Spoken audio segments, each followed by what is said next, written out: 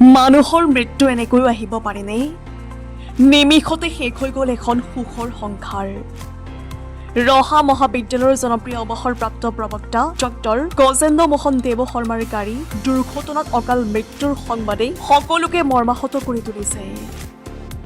তেওঁৰ শিক্ষকতা, জ্ঞান আৰু ছাত্ৰ ছাত্ৰীৰ প্ৰতি তেওঁৰ নিষ্ঠা আৰু প্ৰেৰণাদায়ী ব্যক্তিত্বই ৰহা মহাবিদ্যালয়ৰ প্ৰতিটো সদস্যৰ হৃদয়ত চিৰস্থায়ী ছাপ এৰি গৈছে।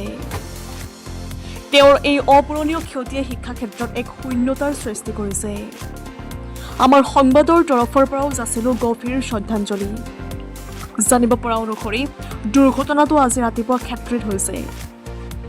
দুৰ্ঘটনাত গজেন্দ্ৰ মোহন দেৱ শৰ্মা আৰু তেখেতৰ পত্নী থিতাতে নিহত হৈছে।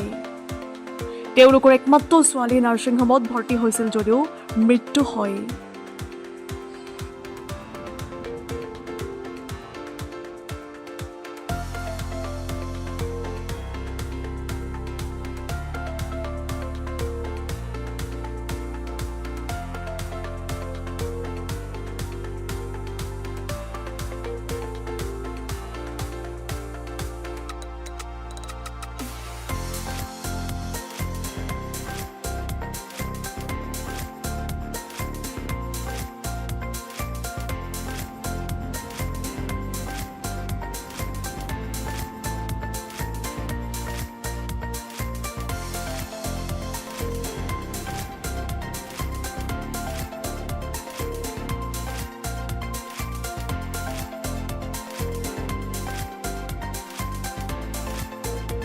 আমি গৈ দেখা পাইছোঁ যে সোণাপুৰ ছাইডৰ পৰা জাগিৰোড ছাইডে গৈ আছে কাৰখন, মাৰুতি এছ ক্ৰছ গাড়ীখন গছত খুন্দা মাৰি মানে আমি ডেড অৱস্থাত পাইছোঁ।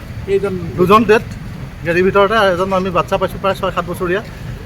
তেওঁক আমি লগে লগে সোণাপুৰ মেডিকেললৈ এতিয়া ওলাব পৰা নাই নেকি গাড়ীৰ পৰা আমি ডেড বডি এতিয়া উলিয়াব পৰা নাই। কাটাৰ আনি পেলাই ৱেল্ডিং মেচিন আনি কাটি পেলাই উলিয়াব লাগিব।